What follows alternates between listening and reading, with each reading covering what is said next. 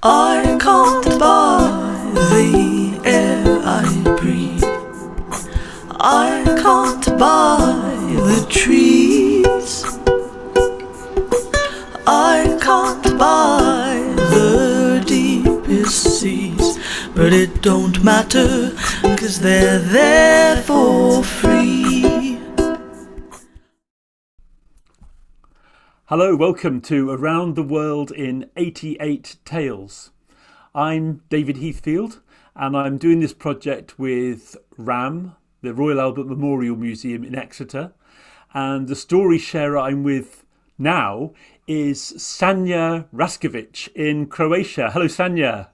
Hello everybody. Hello, David. Wonderful that you're here. How are you doing? I'm doing great. I'm at the holiday at the seaside, so I'm having fun, resting. It's fine. Great to be by the seaside.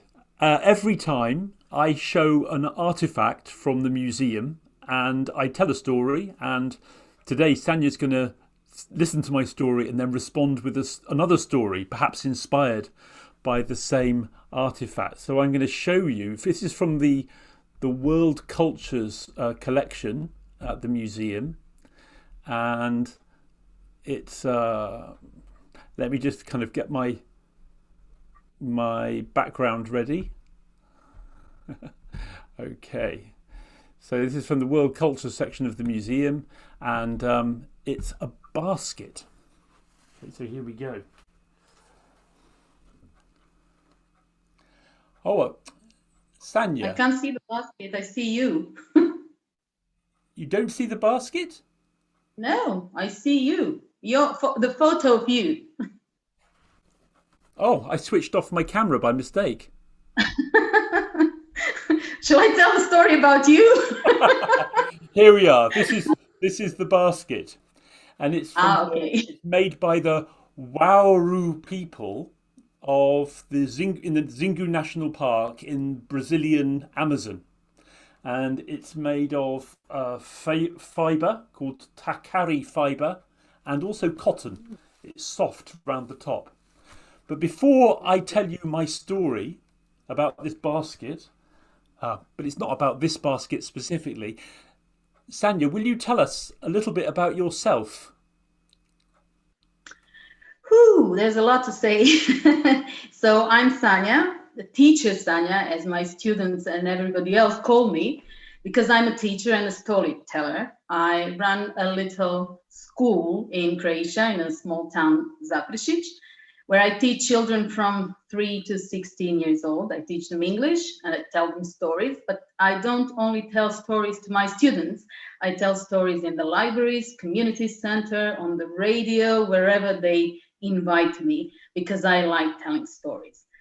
And I'm happy that you invited me to participate in this project, because I've been to this museum several times. Every year I take my students, this is pre-COVID, I take my students to a summer school in Barnstaple in North Devon, and one day each year we take them to Exeter to the RAMM Museum. And I've been there several times and I love the museum. So I'm really happy that I could be part of this project and talking and sharing the story about the object from the museum.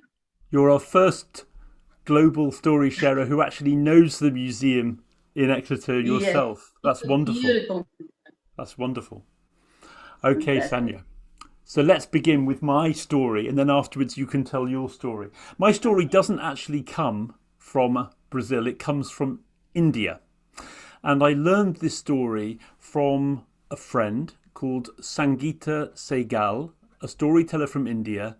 Sadly, Sangeeta lost her life to coronavirus in May. But to remember her, I want to retell this beautiful story that I learned from her. And it's from Uttarakhand, which is a part of India right up in the Himalayan mountains next to Nepal. So it's a very high mountain area. People living in very rural communities. And it concerns a particular fruit. Can you see? This is kaffel, which is a berry that grows in the trees, in the kaffel trees, and it's like a sour strawberry, but it grows in the trees, and it's eaten with salt and chili. I've never tasted it, but I'd like to. And you can see here, kaffel tree, and the basket is floating in the middle of the air. So here is my kaffel story that I learned from Sangeeta. Long, long, long ago, there was a mother who lived with her daughter. They were poor. They survived the winter, but now the early summer came and the kaffel berries were growing on the trees, the beautiful kaffel berries. So the mother said to her daughter, "I am going to pick the berries. Then we can sell them in the market." She went with her basket.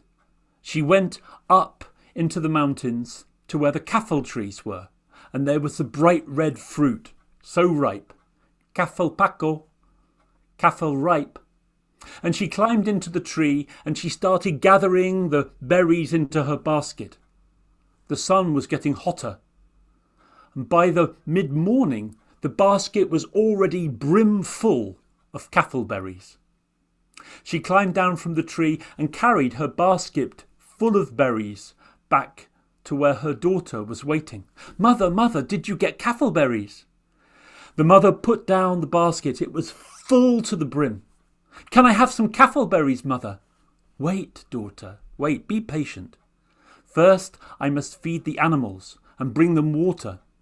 After that, you can have some kaffel berries." So the good daughter lay down in the shade to wait, and the mother went to feed the animals and bring them water.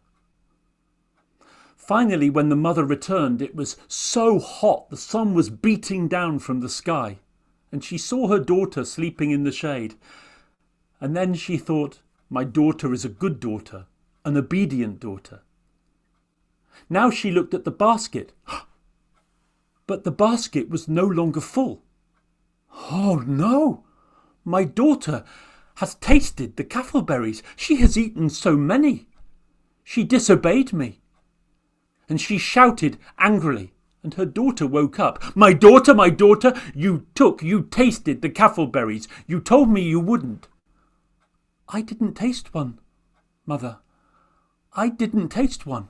"Now you are lying to me. First you take the berries against my orders, and now you are lying to me. You took some of the berries, daughter. You took some of the berries." "I didn't take one, mother. I didn't take one." And the mother came towards her daughter angrily. And the girl got to her feet and began to run because she was afraid that her mother was going to strike her. She ran up into the mountains with her mother chasing after her. And the girl cried, "I didn't take one, mother. Kaffel paco, the ripe berries. I didn't take one. I didn't taste one." Finally, they reached the kaffel trees, and the girl climbed into the branches of the tree. The mother started climbing afterwards. "Come back here, daughter." But as the girl climbed, she began to change. Her arms became covered in feathers. They were wings. Her face had a beak. "I didn't take one. I didn't taste one." She transformed into an Indian cuckoo bird. "I didn't taste one. I didn't taste one." Her mother was amazed. She watched her daughter flying from kaffel tree to kaffel tree. Finally, the mother climbed down from the tree and made her way back. There she lay down in the shade, and she slept. She slept through the heat of the day. She slept through the cool of the night, and early the next morning the mother woke. "My daughter, did my daughter change into a cuckoo bird?" Then she looked at the basket, and there in the darkness she saw that the basket was brim full of kaffel berries. "It's full again." Oh, now she knew that in the heat the day before, the moisture from the berries had gone and the level had dropped. And now, in the cool, moist night, they had swollen up again and filled the basket. You didn't taste one. You didn't taste one, my daughter. Cafalpaco, the berries are ripe, but you didn't taste one. And the mother in sorrow went up into the mountains. And now it was early morning dawn, and she saw her daughter flying from tree to tree as a cuckoo. You didn't take one. You didn't take one. I didn't taste one. I didn't taste one. And the mother began to climb into that tree. You didn't taste one. You didn't taste one. I didn't taste one. I didn't taste one.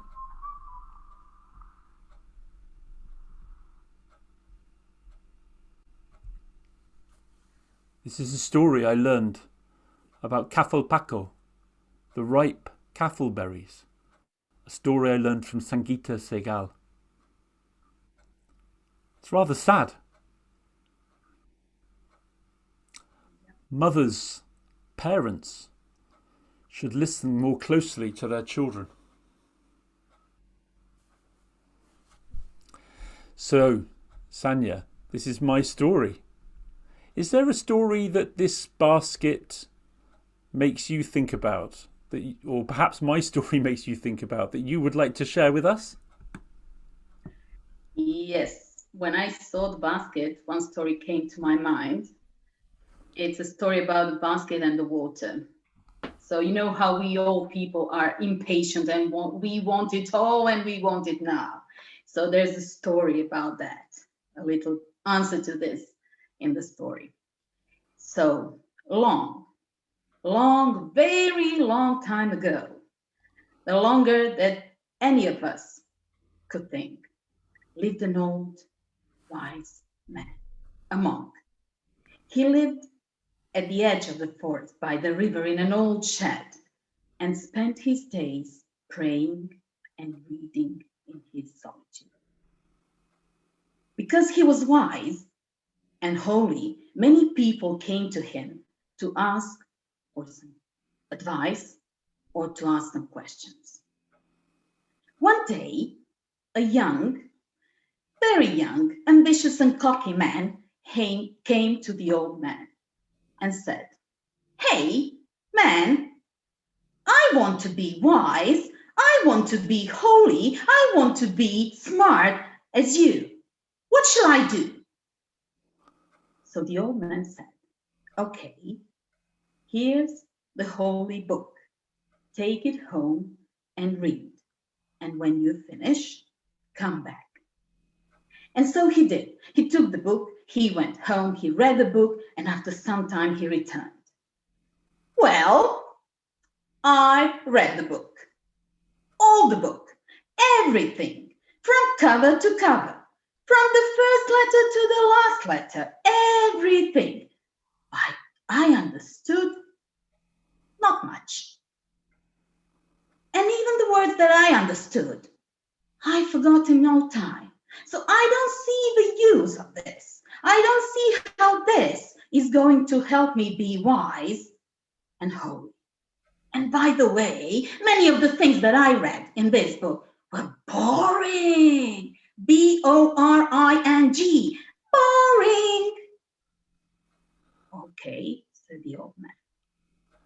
"Take the basket. Take this basket.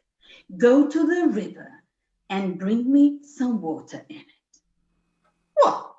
The basket? This old, dusty, dirty, falling apart basket?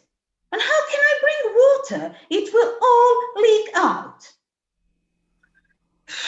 And really, I don't see how this basket is going to make me wise and holy. But okay, you are the wise man, maybe you do some magic, okay." Out of respect for the old man, he did so. He went to the river, he took the basket, he put it in the water, he scooped some water out, took the basket out, all the water leaked out. So he did it again. He put the basket in the water, in the river, deeper this time. He took it quickly out, ran as fast as he could to the holy man. And when he arrived, the basket was empty again. Do it again. Don't stop, don't give up, said the old man. So he did it. Not once, not twice, not even 3 times. He did it many times, over and over again. But every time, the basket was empty. You know what? I don't see the point of this. No way can I bring water in this basket. Okay, said the old man. Please, do it one more time. Okay, I'll do it one more time. So he went to the river. He put the basket in the water. He took it out and all the water leaked out. You see, there's no point in doing this. The basket cannot hold the water. See for yourself. Yes, you're right, said the old man. It can't. But tell me, do you remember what did the basket look like before I gave you to get the water? Well, you saw it yourself. It was dirty, it was dusty, it was falling apart. And look at it now. What does it look like now? It's clean. It's sparkling, like new. So yes, you're right. The basket cannot hold the water, but the water had cleaned and washed it and renewed it. And the same thing will happen to you and your soul if you keep reading and repeating the holy words from the holy book over and over and over again, many times. Said that, the old man left, went to his shed to pray and read in solitude. And the young man got the message. He was a bit wiser, a lot happier, and he went home satisfied and happy. And that's the end of the story. Wow. Sanja, thank you so much. So the wise words, the holy words cleanse the soul like the water cleans the basket. Thank you so much. A story inspired by this beautiful woven basket from the Wauru people of the Amazon rainforest. And Sanja, thank you so much for sharing that story with us and for joining us as part of this project. And thank you for inviting me on the video, whether you're watching it with us now live or whether you're watching the recording later. And I'll be responding to your comments. And the story will remain as well, because on the project page on the Royal Albert Memorial Museum website, all of the stories are there on the YouTube list, the stories that are there so far, and there'll be many more. And Sanja, you've just given us a very beautiful addition to this wonderful collection. Thank you very much for being with us today. Thank you for inviting me. Bye. Goodbye, Sanja. Goodbye. Bye. I can't buy the trees. I can't buy the deepest seas, but it don't matter, 'cause they're there for free.